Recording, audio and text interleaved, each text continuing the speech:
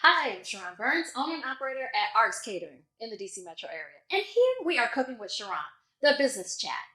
So I'm super excited today. We have our first guest, Lauren Harris. And we are, if y'all don't know, if you haven't seen any of the advertisement and promos, the business chat is focused on female entrepreneurs and their small businesses. So I figured, a lot of things happen over food, major decisions, loving conversation, arguments sometimes with family and friends, but it's all done over food. And so why not have this conversation with some food? And so I asked Lauren, I said, hey, what do you love to eat? And, she's slim and trim and all into, eating healthy. So she said, Tron, I love seafood. And I said, no problem, Lauren. I got you covered. But we're going to make it a little twist today because we're going to fatten her up just a little because, she's working on that summer body and that homecoming body.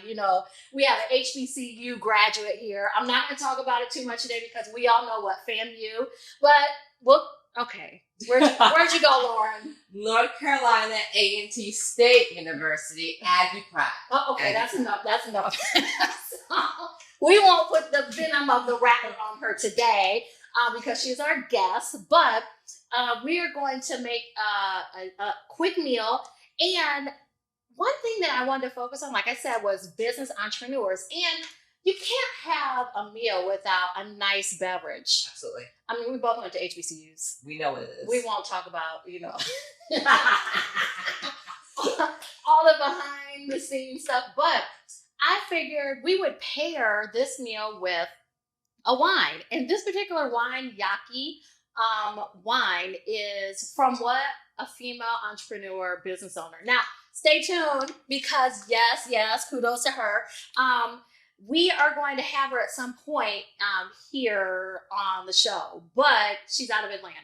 But that's all right because we're going to sip and chit chat and have a business conversation with her wine. So while I'm cooking and chatting with Lauren, why not start off with a glass of wine? Absolutely. Are you okay with that? I'm ready. Okay, so we're actually drinking a rosé today, and I think this will pair very nicely with the seafood entree. So if you run out of that, Lauren, just keep pouring. I got you. Okay, all right. So let's get started. So while I start, I'm going to ask Lauren, talk about herself just a little bit, and a little bit of background about you and why you got. Before we even get started with that, I would like to take a toast to all the female entrepreneurs and to Sharon for starting this and for the first episode. So before we do that, toast to you, Sharon.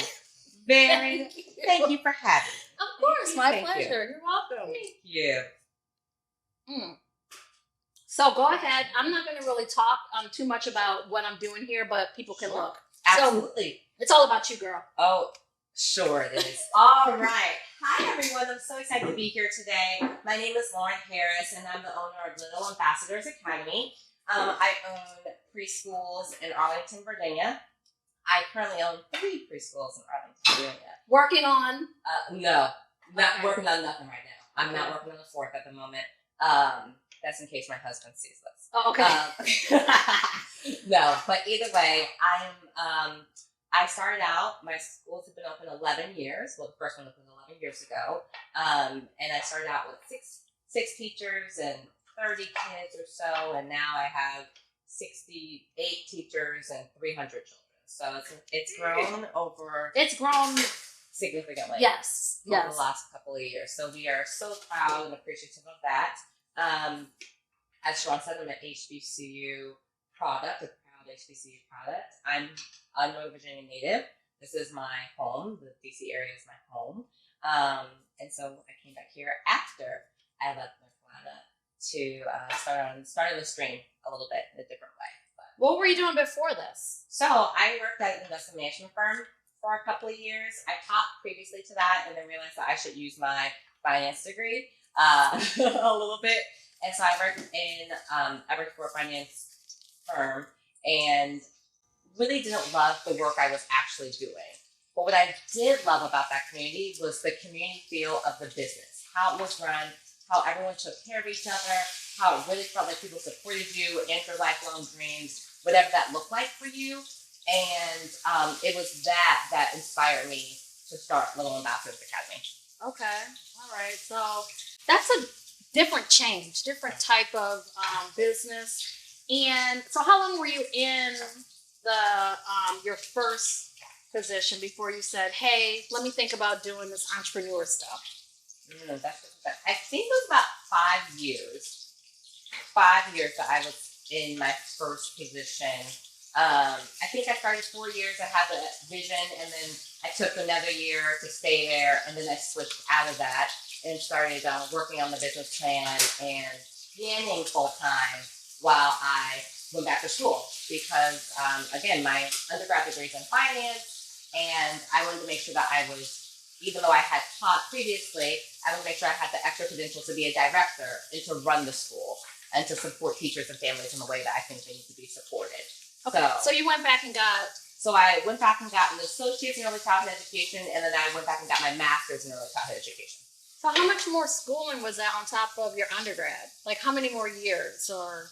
About 4 more years. So maybe it was about a year from the associates, which is really all you need. But you know, we're women in leadership. We don't just stop there, do we? So, so I went back and went back for my master's. Okay, all right. So you had your undergrad, your master's. Now, do you think that's really required for entrepreneurship, or? No, I don't think so at all. I think you can get away. I think your passion can sustain you, and then outside your passion, I think you really could learn your craft and your business well enough where you don't need to go get an advanced degree. The one thing I will say is that I think it's really important to take like accounting courses or some type of business courses to help you out if your field is not, if you're not, or had no courses in business. It might be just helpful because there's a lot of things that happen on the back end of running a business that you may not know until you're running it, and then you got to figure it out on the fly. So that would be my suggestion. It's not necessarily about the master's or the advanced degree, but it's about making sure you have the knowledge that you need to run the business. Right. I only ask that because people ask me sometimes, "Hey, did you go to culinary school?" And you know, at one point when I was with Pfizer, I actually thought about getting my master's, and then jumped into entrepreneurship, kind of forced, and then.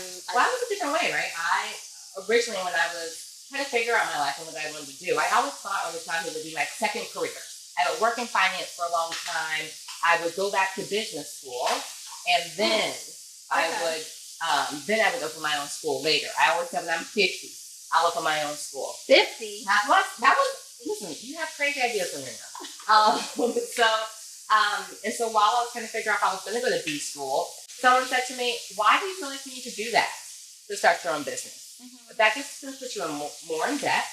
And I don't think you really need to do that. You need to figure out if you have this long-term goal, why can't that be the forefront goal?"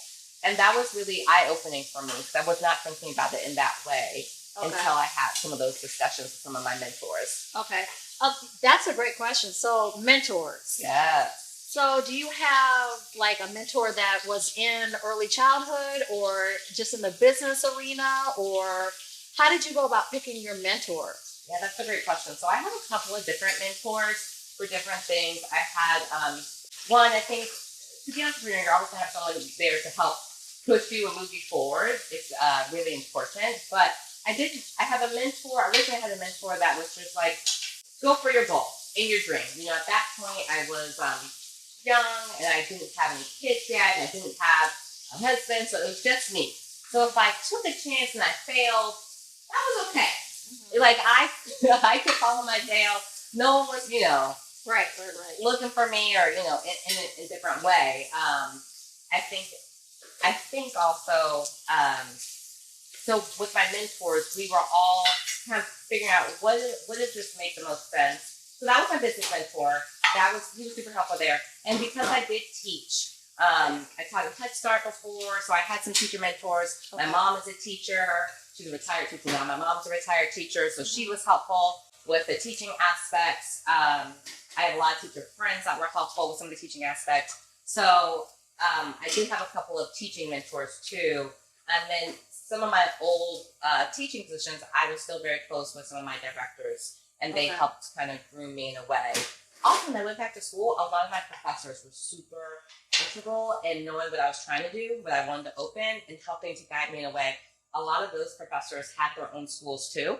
Okay. And so it was helpful to hear their experiences and what it was like for them, even though they were not day-to-day running their schools anymore. So they just owned a school somewhere else and then taught somewhere else. Okay, so the mentorship is important, and then I think the circle of now, has your circle changed? Oh, Chris. I mean, you said 12 years. 11 years. Okay, 11 years.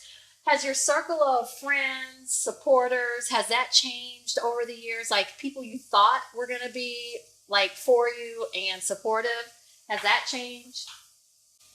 My friend circle hasn't really changed much. I think it changes because of life circumstances, right? It's in the DMV area, your friends can live, 20 miles away in like Maryland, and you live in Virginia, and everyone's now in a different space in life. Some of us have kids, some of us don't, so it's a different space and place. So that, I think, is more of the differential of like life changes. But my A1s are still here, and I'm so supportive and so appreciative of that, of the people who check on me and check on my business and see how they can help. And I think that my circle has actually expanded more because I am very intentional about making sure that I create connections of people who I feel like I can help and they can help me in a way too. Because it's all about making sure that you're in the right space with, the people around you. Speaking of people you can help, I will say that I'm one of those recipients. Because when you're in business, I'm sure you can agree that we start sharing a network of people. And Lauren didn't know this. I mean, she forgot because, she is all into, helping and doing whatever she can for people. And so years ago, I asked you for a business attorney. I don't know if you remember when, but now she's been very helpful. And one of the things as an entrepreneur, I'm sure you can agree, is that we need a good attorney and we need an excellent accountant. Boom, bam. Thank you, ma'am. Those two things are probably the most important things that you can have and passion besides that. But outside people is attorney and an accountant. And so Lauren shared her attorney with me, her business attorney. She's amazing. She's fabulous. She is. And I just appreciate that, that component, because like I said, when we go into business, a lot of things we're learning along the way. Absolutely. And if you can share resources with people, then that is like a win-win. But I also think it's really also not just sharing resources, but also, sharing experiences, right? So it's those go hand in hand. It's not, I remember calling Sharon and we were talking about payroll together. And even though we use the same payroll company, we were talking about, well, how does that work for you? And how does that work for me? And what does that look like? Even though we use the same company, we use it slightly different. And so it's a little bit of a different dynamic. So it was really great to hear her perspective on that and how she runs her payroll and things you can't really ask other people who don't run payroll or don't own businesses. Right. Or don't even know what. Or don't know. They just collect checks. Exactly. So it's a different ballgame. Right. Okay. So one of the things I wanted to know, because I think it's important to have a support system. Absolutely. And I think you have an amazing support system. Thank you. You mentioned some good people, but I just think family, and you said you're married now. I am. So I got to know this because, as y'all know, I'm not married. And Lauren's married and happily married. Happily married. Happily married. Shout out to my boo Wesley. Yeah. So how do you manage and how do you balance, because she has 2 kids, not older children, they're younger. 7 and 4. Yeah. So how do you balance that whole, family, business, child, being your individual person too, because you need self-care. Everyone. So help us out. Well, that's going to take a whole other ball of line. Okay. But I feel like it's really important to time manage really well, right? And when you're off, you need to be off and be present. And I'm going to be present in whatever moment I am. So if I'm at work, I'm trying not to think about all the things I have to do as a mom and as a wife and for myself, because I really need to be present in my workspace to support my teachers and to support the families that I serve in my community. When I'm at home, I try really hard not to think about work and do things. So I do work a lot of hours. I think we'll get to that in a little bit. But I do work a lot of hours. So what I try to do is make it home or there to cook dinner when I get home. And then I have family time until my kids go to bed. And that's when I'm kind of like off. And then once my kids go to bed, I work again, right? But with that, we also have days a week where I'm spending time with Wes, or, I'm doing something for me. But it is really the delicate balance of using the time that you have in your day to your advantage. Because so many things can fall through the cracks, and I need to make sure that I'm on top of it as much as I can be. But the only way I can do that is if I'm organized. That's the other thing. I have the craziest planner possible. Do you use paper or electronic? I'm paper still. No, you are not. I love it. Don't take me off. I like gel pens. They write smooth. No. I love it. Okay. Okay. So I like my paper planner. It helps me organize. I can put all my to-dos on one space. I try to organize my to-dos by what's most important by my household, what needs to happen for my kids, my family, what needs to happen at work. And then I can always go back and cross off things or move things to another week if I need to. But organization is the key to, I think, being successful in multiple ways. Also, I will say that take the time off and be off. If you're going to take vacations, don't be scared of vacations. Are you sure about that? I am sure about that. And now I'm not saying... When did you take your first vacation? Like, you started the business, you started your school, your preschool, and then how long before you took the first vacation, like real vacation? So I started the school in November 2020 or 2011, and 2 days after we opened, Wesley proposed to me. Oh my gosh! So where did you find him? I know. So 2 days after Wesley proposed to me, and so the following year we got married in 2012. And I took my first vacation right before we got married because we went to the Olympics. Oh, that's right. Yeah. So that was So we had been open a little less than a year, but at that point, my mom was still teaching, so she had summers off. So she came in. Okay, she helped. And she helped run the business for me while I was gone, which not everyone will have, right? So I don't know if I didn't have my mom, I don't know if I would have taken that vacation, but I would say definitely it took maybe a year and a half. And it's definitely taken about 7 to 8 years to get to longer vacations. Some people, they really are out here for a long time, and that's great. I just haven't been able to get to that space until more recently. When you go, though, you turn off, like you said, completely. Okay. So I'm not. I got practice what I preach, y'all. Yeah. I don't always turn off the way I'm supposed to, but most recently, for the first time ever, I took a vacation in April, and I was very much off the grid. And it was probably the first time that has ever happened in that way. And it felt real good.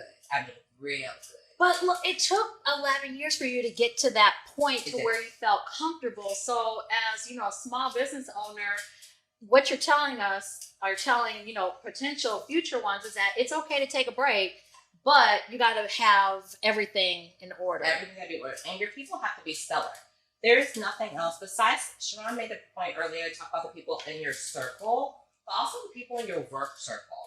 Your business only thrives by the employees that you keep and how much and how amazing they can contribute, and you guys can pour into each other, right? And so I feel very strongly about that. Your employees are the most important thing to your business. Agreed.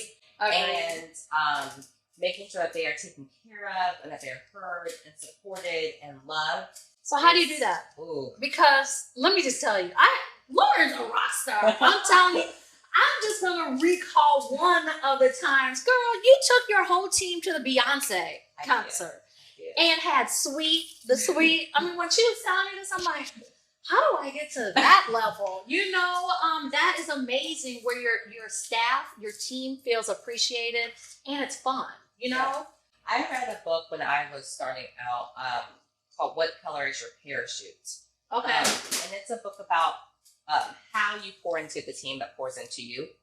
And it was really important for me to make sure that my teachers and my staff feel heard, especially in an industry where they may not feel that all the time.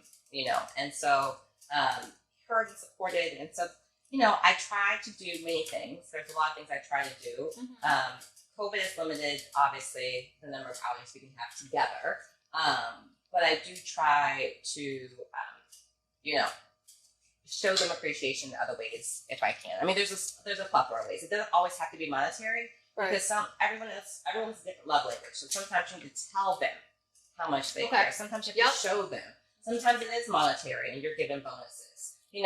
There's a lot of different ways to show them. But I mean, your team has to be stellar for you to feel like you can take a break and everything's gonna be okay. How do you find your team? Oh gosh, lots. I feel like we have a really robust hiring process. It takes me a long time to onboard a person. Okay. That's a whole nother episode. That's a whole nother episode. It takes me a long time to onboard a person, and I don't always get it right. No one always gets it right. But I think the whole idea is that when I'm hiring, I'm trying to find people that have like values about education, right? That they believe that children come first in classrooms, that these children are 2, 3, 4, they haven't been on earth very long.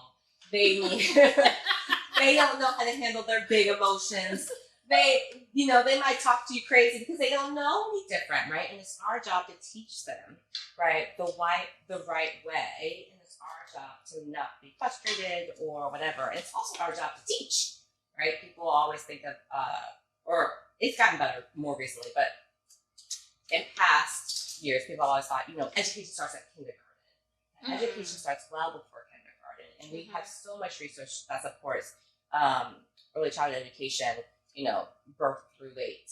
And it's just an amazing thing when you can find a great split of person that's there. So to answer the question, it takes a long time. And you really have to do a lot of interviews to make sure you're doing interviews with children present so you can see how they're doing. And even after they onboard, I spend a lot of time. A lot. Are you the only person that's doing all the... Oh gosh, no. Let me tell you, I have the best team in the world.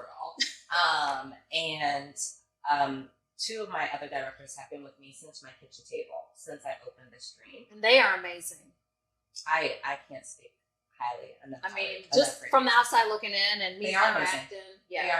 They are amazing. And we all hire together. So sometimes they'll make decisions without me. Sometimes I'll make decisions without them. And we'll figure out, okay, well, because we still have to place people with other people we think they might do well with.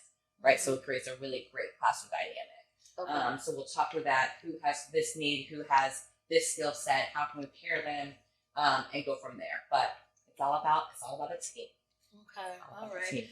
Well, I'm going to play this up for you because I'm done already. You are fast. I try to be. And this is something that maybe you could prepare at home for your family. You were doing a lot of digging and dabbing. I need it written down with a gel pen.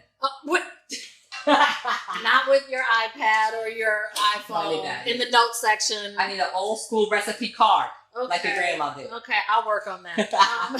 So I'm going to play this up, and then I have one question, a few others, but one in particular where I want you to think about is how are you going to exit out of all this fabulousness? So, think about that. I'm sure you have a plan already. Oh, yeah, absolutely. Okay, so stay tuned. Okay, so I'm done cooking. We've played it up. Oh, no problem. I hope this is to your liking. Do you see it? It's beautiful.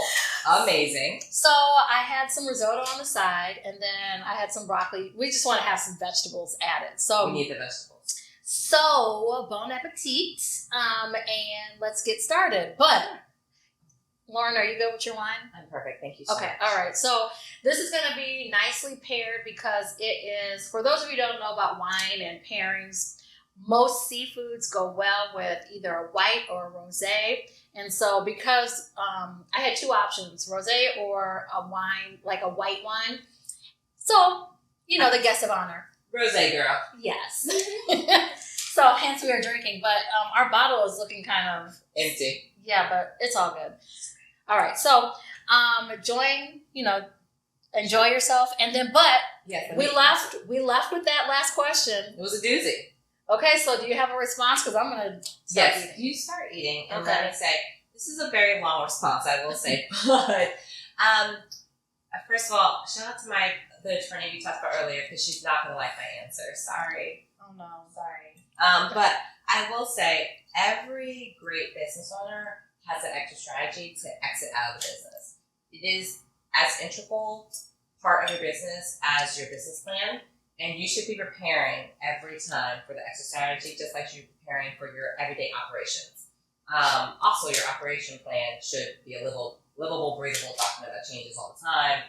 It changes how you change and how your perception changes, and when research comes out, that changes it. So either way, the same thing with your exit strategy. I will say that I have always envisioned myself working with my business until I'm no longer able to work. That I do, which is not really a great exit strategy. Some people think that an exit strategy is, selling it off at some point or trying to go public, whatever that is for you. But for me, I love what I do. What about a franchise? I have no intention of franchising. Okay. And let me explain why. I am too type A for that. Someone else running my business that has my name in Texas, and I can't see it and see what they're doing, it's hard for me to swallow. I do like the idea, but it's my name, so I need to see it. I need to see what's happening. I understand. And that's me. Okay. But I do think that maybe what I'll do is take more of a backseat role at some point. Mm-hmm. And right now, I'm still currently the director of one of my campuses, so I run the day-to-day operations out of that building. I don't always foresee that. I foresee me taking a step back and running the business as a whole, and then really making able to pour into our directors so they can pour into their teachers, so those teachers can pour into the kids. And that way, that is somewhat like an exit strategy because I'm not going to be on the forefront lines of working with parents and students the way I am now. So I do hope, and if my kids, in 30 years or whatever it is, don't want the businesses, at that point maybe we do sell. And I think, that's an option too. So for some other options though, we do also, as a different business portion, we do also own the land that our business is on, kind of the McDonald's method. Okay. So while it's not just the school business, it's also the business of the real estate that's attached to the school that it's probably more lucrative. And sidebar, for those of you who don't know, in the DMV, land in Arlington. This girl is in Arlington and she owns land and, the building. So, kudos. Thank you so much. Thank you so much. That's another thing. We as, entrepreneurs, we kind of pat each other on the back, but we don't do enough as a people. I think, just tooting our own horn. Agreed. Because I know my corporate background, we were trained, to be subtle. Yep. And I think there's a time and a place for this. Is it good? Thank you. Thank you. There's a time and place for... We can't be subtle about this risotto. Okay, this is delicious. Thank you. Okay, girl. Okay, thank you. Well, I I didn't make the result. I just finished it. I don't care. I'm softening it up. Okay. My kitchen manager, David, made it. So. Oh, I love David. You know, he's one of my favorites. I know. He's been around for a while. So he did it, but we don't pat each other enough on the back. I agree with that. And so I just want to say, I mean, kudos to you. I know you've given me shout outs, but hands down, you know, for all the great things that you continue to do. So thank you. It's a win-win. It is a win-win. Okay, so, but do you? Let's put the question back on you. On me? Mm-hmm, absolutely. Okay, exit strategy. All right. I do and I don't. You know, and until the question was posed to me, I really wasn't thinking about it too much because, like you, I'm kind of like a grinder, and I envision me having a family. But, you know, and passing it down, like kind of like what you mentioned, but that may not be the option. That's not in the cards, you know, for me right now. But you never know what will happen. So that's why I'm building up Arts Catering, the brand, Cooking with Sharon, to make it lucrative, having schools in place. So it's more enticing for someone to actually take over. Mm-hmm. But, you know, kind of like you, I don't know. I like getting up every day. I mean, I think I've had this conversation with one of my other friends who is a small business owner, and what would we do if we weren't here every day? I say to myself, I love giving back to the community, so I'd probably go into and work on my 501c3 and do more community outreach, but I'm not going to lay in the bed. Yeah, I agree. You know? It's hard. Something in our spirit. You just can't do it. Right. So speaking of, I just think that as an entrepreneur, you know, some of the qualities, some of the characteristics, I mean, if you had to list like 3 things that you think that you have that it takes to be an entrepreneur, what would those qualities or traits look like? I know I'm putting you on the spot, but... So I think the first one will be self-starter. Okay. If I don't understand something or know something, I really take the time to deep dive and research it because it's going to benefit myself or my business or someone I'm working with. And I really don't want to implement something that I don't understand completely and fully. Mm-hmm. And so I think the only way to do that is be a self-starter. Okay. I think the other thing you have to do is to be really great at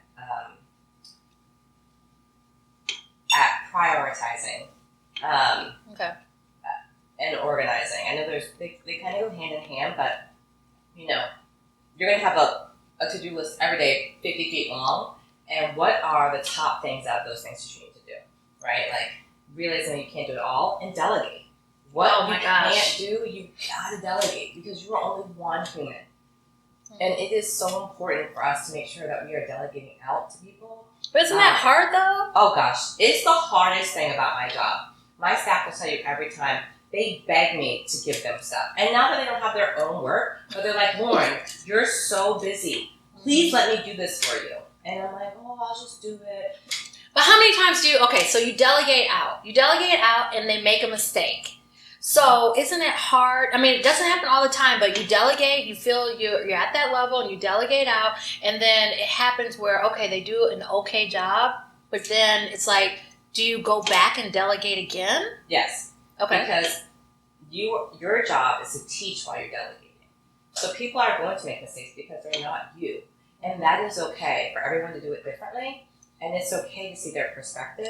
But then if you want something done a very specific way, it is your job and your role to teach them the way that you want it to be completed. It is not your job to stop it at the moment and then just take it all back. And that is extremely difficult. I was going to say, I have a hard time doing that. Sometimes I have a hard time doing that. I feel like I'm getting better, but I still have a long way to go. And so I think that so you can't, and also it doesn't benefit you in any way by pulling it back at all. Mm-hmm. It just doesn't help anyone. Okay. Right? Okay. So speaking of that and kind of closing out, what would you say what are your favorite things, or what do you do? Because one of the areas that with Cooking with Sharon that I focus on, and me personally, is mental and physical health. just your overall well-being. So is there something that you do and try to implement on a daily, weekly, monthly basis that will get you through just this whole journey of being an entrepreneur? Yes, but let me start by saying I'm not doing it right now. So Okay. let me take a sip of wine.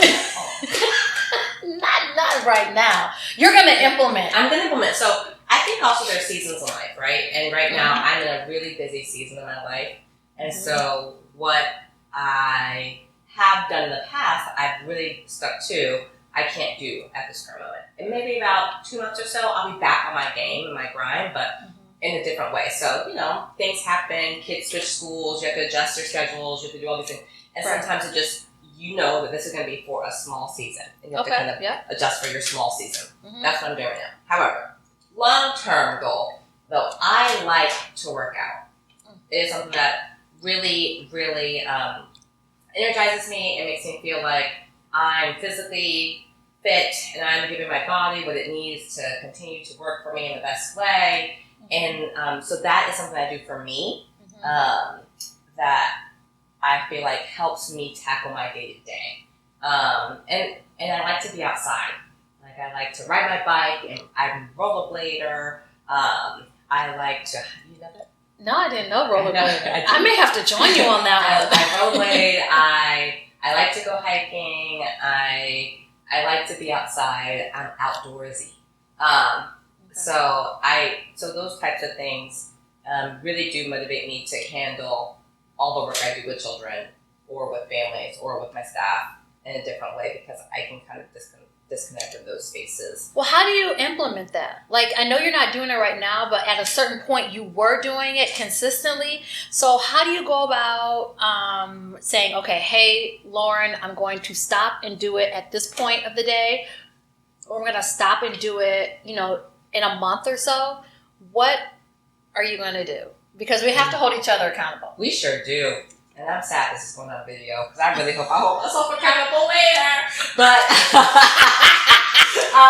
but I will say that just like we're going back to the time carving of this amount of time is for my kids between 5 and 9. It's my family time, and I don't really respond to emails or do anything during that time or between whatever that looks like. The same thing about working out, right? So I am not a morning person. I don't like the mornings. But I used to get up at 6 in the morning and work out, and that was when I knew I could do it because I tried to work out midday, then I tried to work out after work. I didn't work because then I was thinking, I should be with my kids. So, then I just have to sacrifice my mornings, which is fine. Part of being a business owner. It's a give and a take, right? And so my goal is to get back up in the mornings and start working back out again. Okay, and one thing that I know that Lauren did in her new location, the 3rd location in Arlington, is that you made sure there was a shower. I sure did. I did. A gym, a gym shower. It's really great. So a lot of us at work, we do try to go walking during the day and have a walking club. So, and then afterwards, if we felt like we were particularly gross, we can go shower in the space and feel like, you can come out in clean clothes and go back to your classroom or go back to doing whatever you have to do. And that is super helpful too. That is super helpful too, so I'm very excited about that. So that was one thing that, as she transitioned from one location, she started off at one location and then expanded to a second, built that location out, and then to a 3rd one, owned the property, built the well, there was a building there, but you kind of structured it and built it out to your fitting, correct? Yeah, so the second school we bought, and it was a cold dark shell, and what that means is that it's basically just outfitted with your air ducts. No, wait, did you know all this? Because you sound like kind of architectural-ish. No, I learned as I went. You were a contractor. I learned as I went. I didn't know any of these terms, okay? Now I know all the terms, I feel like. And plus, you have to have a really great broker. If you are doing a brick and mortar business, which I think we're like a dying breed, Sharon and I, right? Because we are in businesses where you actually have to get up and go to a place, right? There's so many businesses where you can get up and do them online, or you can have a whole company and you never see each other, right? Right. That's not the type of businesses that we own, right? We're service-based busineses, which means that we have to have a location. We have to get up to go to. And so being a brick and mortar business, you have to kind of learn like these ins and outs of like, what are the brokers saying? Where are the locations and what do they look like for me? And how, and really there's nothing better than location. I can't say it 10 million times. Well, especially for you. Especially for me. There's nothing better than location. Because I can have the best preschool, the best build out in a crappy location, and no one is gonna come to me. But y'all, her locations, oh my God, it's so amazing. They're like 1, 2, 3. So I'm not gonna tell. Well, you can Google it, but I already 3801 Lee Highway, 5232 Lee Highway, and 5801 Lee Highway. Oh my God, they're all on the same corridor. They're like back to back to back. As far as where all her children can actually attend. And it's so convenient. That's the thing. We are truly a community-based preschool, and what that means is that we serve the community that we live in. That we are, we're not a preschool far away from the community that we serve. And so that's really important to me because I want to be a part of the community. We want to be an active player in the community, and so that location is really important to me. I've seen 1,001 buildings as I continue to expand or think about expanding, and the one thing I will not give up on is being in a community. Because I don't want to be in a business node. For me, personally, right, it's kudos to all people who make that work and preschools that make that work. It's just not the kind of model that I want to have. Right. Okay. So, I mean, we've talked about a lot today. We have. But the one thing we haven't talked about is hours. Oh my God. Lord, how could I forget about that? I know. What about the hours? I mean, are you on? We touched on it briefly, and I think the one thing I want to go back to make sure that everyone knows is that people think, oh, I'm going to leave my 9 to 5 and I'm going to have more time. You're going to have significantly less time. Not significant. Well, yes, okay, it's going to be significant. Yeah, it is. At least in the beginning, right? It will get better as the years go on, but definitely in the beginning. So think about this move or this change in the beginning. But I will say, your Saturday mornings might not be yours anymore. Your Sunday nights might not be yours anymore. There's going to be a lot of hours, and you can get fun and creative on figuring out how you're going to build that into whatever lifestyle you have. Right. But know that it's not going to be as easy as like, hey, I left my 9 to 5, and I'm going to work 9 to 5 on this new venture. It doesn't. No. It doesn't work that way at all. At all. Because you kind of talked about it, like you have structured time for family time. When you go home, you kind of like turn off and then you turn back on. I mean, how many hours of sleep do you think you get? Anywhere between 6 and 7, which is what? Bad. That's maybe, great. Maybe if that. It depends on the season, right? Okay, like, there's every business has its ebbs and flows, and so right now it's my busy season. So getting ready for the new school year, so I'm a little bit busier than I am come March. Okay. Right. Yeah. So, but I would say about 6 to 7. But for me, that's not great because for me personally, I need a solid 9 hours of sleep to be a really great functioning human. 9? Yeah, I like a lot of sleep. I can't remember the last time I got 9 hours. Oh, I can. I was on vacation. Oh. Outside of that, not so much. But I really am at my best if I get 9 hours of sleep. So 6 to 7 for me is not enough sleep. Okay. And wow, 6 to 7 for you. It's not. I don't ever get that. So how do you get? I probably get maybe 5. I'd be like this. No, 5, Zombie 6. Born. But my body's trained. Yeah, my body's trained. I don't even know. Someone was asking me the other day, like, how do you even function? I'm like, unfortunately, I drink Starbucks almost every day. And I don't drink any caffeine. That's awesome. But I take vitamins. I mean, I've kind of like implemented all these routines just to my body to get up and to function. So I think. Go to bed strong. Okay. Okay. I think also that's another part of like showing up for yourself and showing up for your people is when you show up your best. And the only way I can show up my best is to sleep. Is to sleep. Really, to be honest, because I'm gonna be a Krabby Patty, and they don't deserve that. Right? They really don't deserve it. No, I'm laughing because the whole school thing. The nice like crying patty or yeah. Yeah. I know. Okay. So thank you for bringing that up. That's so important as far as being a business owner.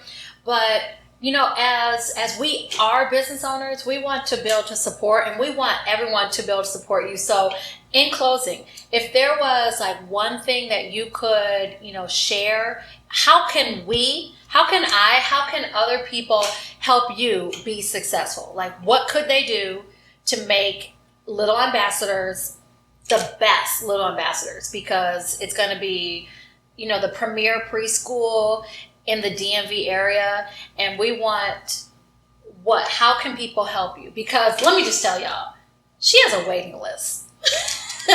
So even though she has a waiting list, and that doesn't mean she doesn't need help still. That doesn't mean that she doesn't need additional business. And that's, I think, sometimes when people look from the outside in, like I look from the outside in for you, I'm like, oh, she's doing well. I know we've talked about certain things, but you can always be better, and you can always ask for more support and help. So what can I do, or what can other people do to help Little Ambassadors? What can they do to help Lauren Harris? That's a better question. So I will say Little Ambassadors is great and wonderful. I will say that we right before COVID, we opened a 501c3, which is a nonprofit called Little Ambassadors Have Heart. And, why didn't I know about that? I don't know. Because we haven't done much with it because of COVID. Okay, so okay. COVID's taken up all my time. Okay, I'll let you pass. Education will tell you time sucks from you. Okay. But I will say that, and so what I would really like to do is find ways to give back to my community for the kids who can't afford to come to my school or tuition, and that's what Little Ambassadors Have Heart does. It provides scholarships for those children who need that assistance, that kind of assistance, and it also provides scholarships for even some of the families who might be in my community but might be laid off currently, or they are going through a rough patch and they need something. And so we also provide scholarships for teachers who are trying to train and go to conferences, when that's usually all in the teacher's buck and a dime, and we provide scholarships for those needs too.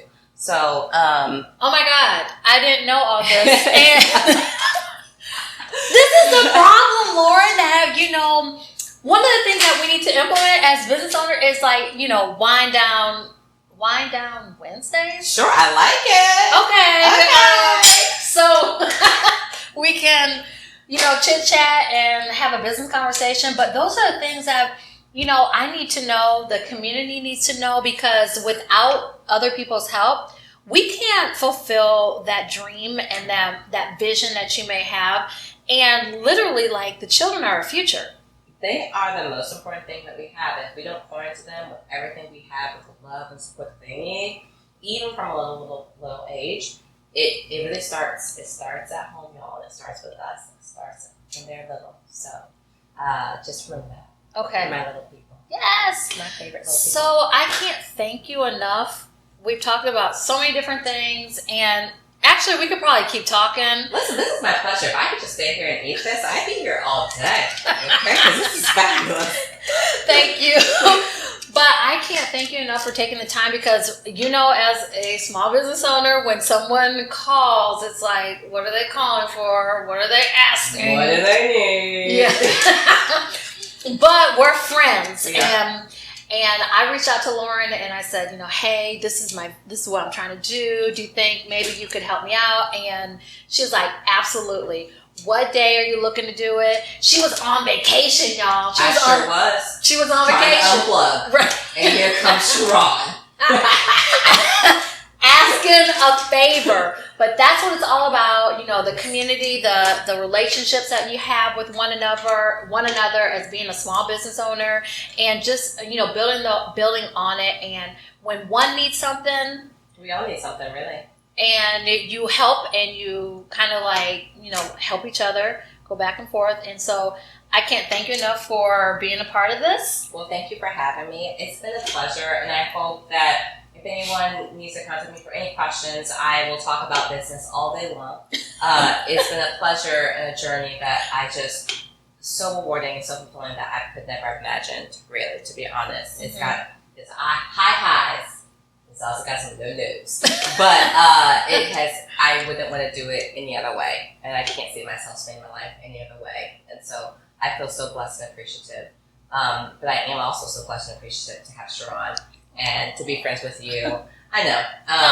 And also to be here. So thank you for having me today. Oh, you're welcome. And, you know, our connection is... Delta Sigma Theta. We have the HBCU connection, but we also have the sorority connection. So shout out. She's my soror, y'all. She's my soror. So, I mean, that's another benefit. When you utilize, you know, all the resources and different organizations and connections, as a small business owner, you have to reach back and actually help one another. Absolutely. And then, you know, work on the relationship. So, absolutely. Thanks. And again, we are super excited that we are Cooking with Sharon Business Chat. So, stay tuned for the next one. Thank you. Bye.